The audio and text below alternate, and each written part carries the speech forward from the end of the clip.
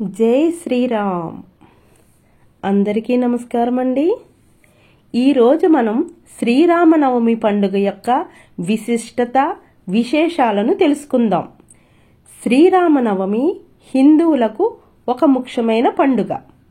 ఈ పండుగను హిందువులందరూ ఎంతో భక్తి శ్రద్ధలతో జరుపుకుంటారు.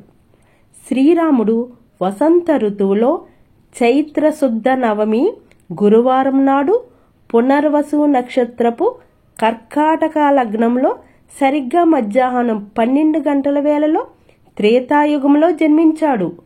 ఆ మహనీయుని జన్మదినమును ప్రజలు శ్రీరామనవమి పండుగగా జరుపుకుంటారు. అయోధ్య రాజైన దశరథుడు రాణి కౌసల్యలు జరిపిన పుత్రకామేష్టి యాగ ఫలితంగా కలిగిన సంతానం శ్రీరాముడు.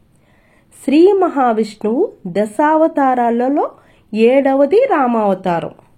దుష్ట శిక్షణ కోసం శ్రీహరి మానవ రూపంలో ధర్మ సంస్థాపన చేశారు.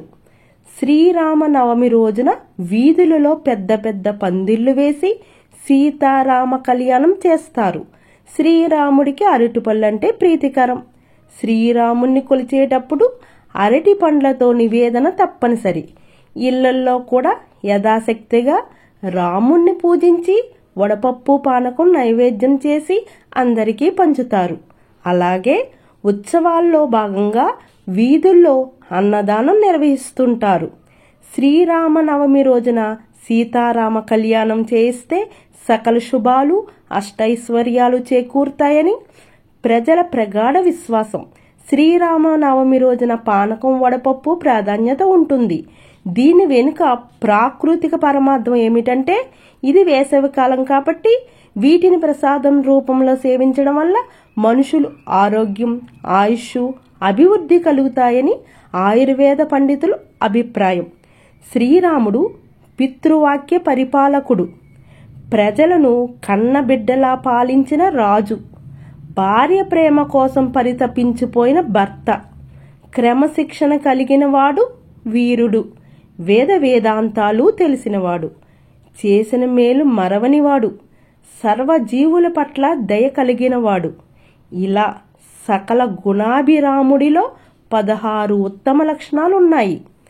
14 ఏళ్లు అరణ్యవాసం, రావణ సంహారం.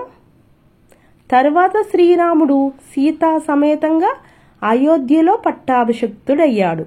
ఈ శుభ సంఘటన కూడా చైత్ర శుద్ధ నవమి నాడే జరిగిందని ప్రజల విశ్వాసము.